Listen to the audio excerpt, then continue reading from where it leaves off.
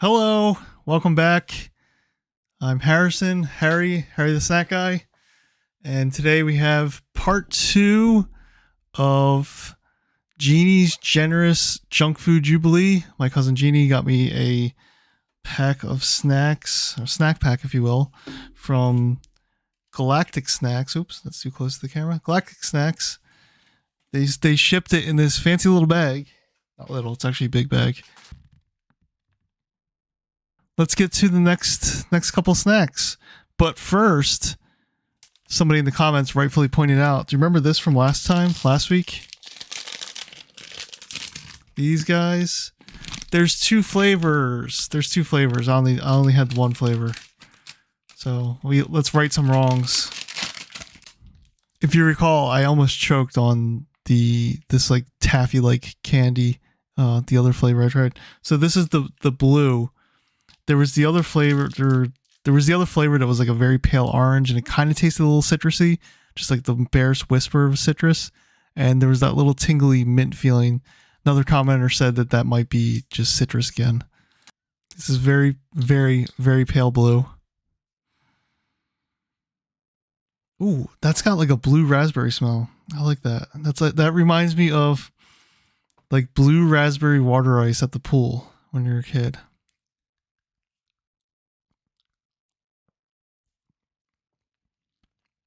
It tastes just like it smells. It tastes like a little bit blue raspberry. I don't know if there's another fruit in that. Yeah. I gotta admit though, it tastes good. Something in my mind's telling me like is correlating this to toothpaste for some reason.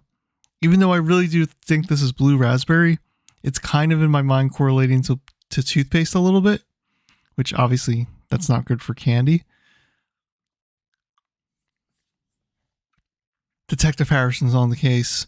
All right, so I kept saying blue raspberry, which might be true.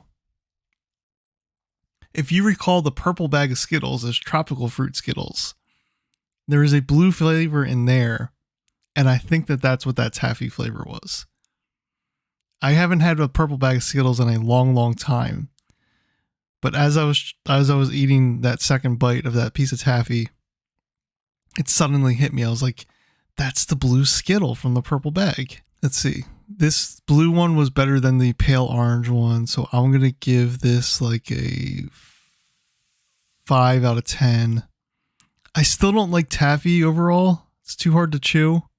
My poor teeth. But that was better than the pale orange one. We're going to do another 4 for this video. Well, look at that synchronicity.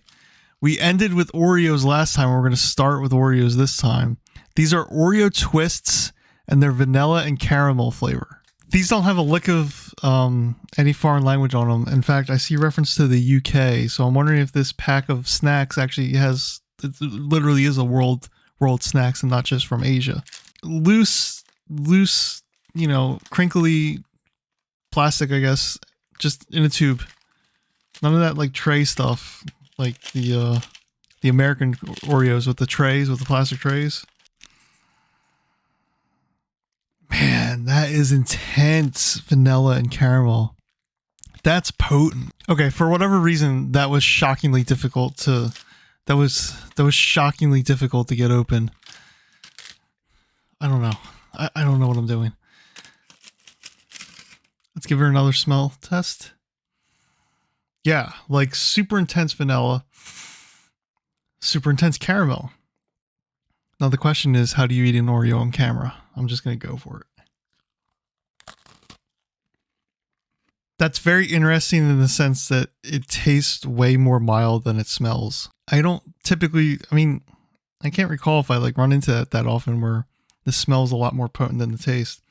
It might be the actual Oreo cookie is overpowering the filling. So why don't we do some science here? I'm going to take off the cookie because that's always consistent. If it has the typical chocolate cookie, you know what that flavor is. That's what I'm trying to get at. Okay, that confirmed my suspicions. The Oreo cookie itself was overpowering the filling. The filling tastes great. I mean, it is like very artificially tasting, like vanilla and caramel artificial taste, but who's going to complain about that? I mean, it's just good. So even though I like these, because the Oreo cookie overpowers the filling and they're advertising the filling, they're not advertising chocolate cookie that sticks in your teeth. They're advertising it's vanilla caramel. 7 out of 10. This is Cheetos, balls, cheese, and bacon. I'm totally going to get whiplash on my palate. Name, Chester Cheetah. Favorite color, orange. Favorite snack, Cheetos, obvious.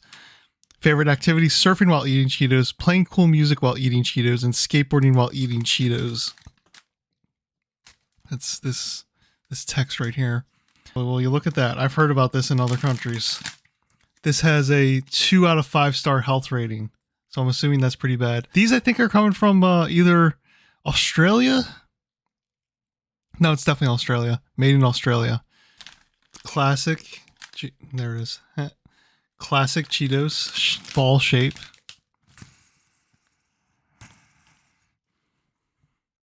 I'm getting that like fake bacon bits scent. Initial reaction after eating just one singular Cheeto ball. It's like 90% Cheeto taste, 10% something smoky going on there for like the bacon. All right, this time I'm going to do a little more. You guys, if you're a loyal viewer, fan, you know my theory. If you want to get the true taste of a chip or a snack, you need to eat a bunch of them. Get more of the bacon taste. It's bacon bits though. Like every single chip I've ever had that claims to have bacon flavor, it just tastes like bacon bits to me. Just like that fake, pungent, artificial, fake smokiness. Maybe the theme to this episode is snacks that get stuck in your teeth. These are good. They're good. I don't like these puffier Cheetos. Because they get stuck in your teeth. I think everybody knows that. Everybody complains about it. The bacon, it's there. It's subtle. It's subtle enough. I'm also gonna go 7 out of 10 on these. More so for the form factor of the puffed Cheeto rather than the taste. The taste is like kind of good. I mean, just because it's fake tasting doesn't mean it's bad. Like lots of great chips and snacks are completely artificial. All right, last one though. I mean, these are kind of good, so I'm going to go one more. The moment one of those Cheetos touches your tongue, that's when you get the bacon flavor.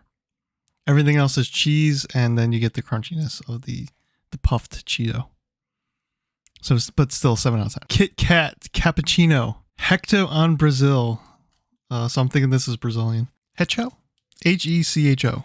I don't know. I don't know how to speak Portuguese. Internationally is where Kit Kat just goes to town and will just make like the craziest, wildest flavors.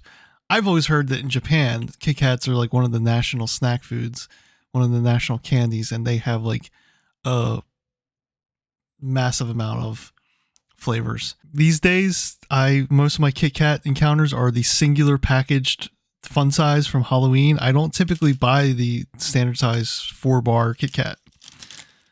I'm always shocked at like comparatively how much bigger they are. All right, so I have the package open. It's got an intense coffee flavor. Oh, this was on the thing, but I just wasn't paying attention. That's probably like pure milk. That's gonna be awful for me. But yeah, it's brown on the bottom, white on the top. It smells intensely like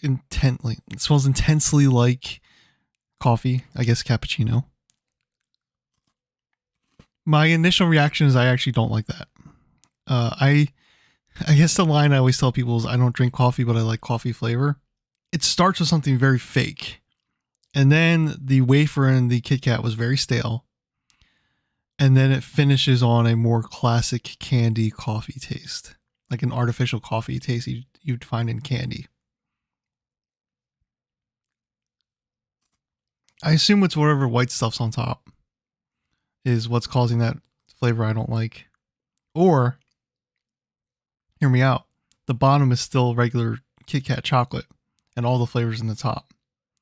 Because there's some brown specks in here. It might be ground up coffee beans. Not a fan. 5 out of 10. Last snack for the video is Snickers Butterscotch. Let's see if we can figure out where this was made. Looks like it's made in India. You can see some butterscotch creeping through on the candy. It smells butterscotchy. I'm going to, I forgot to get a knife, so I'm going to just break off a piece. Look at that.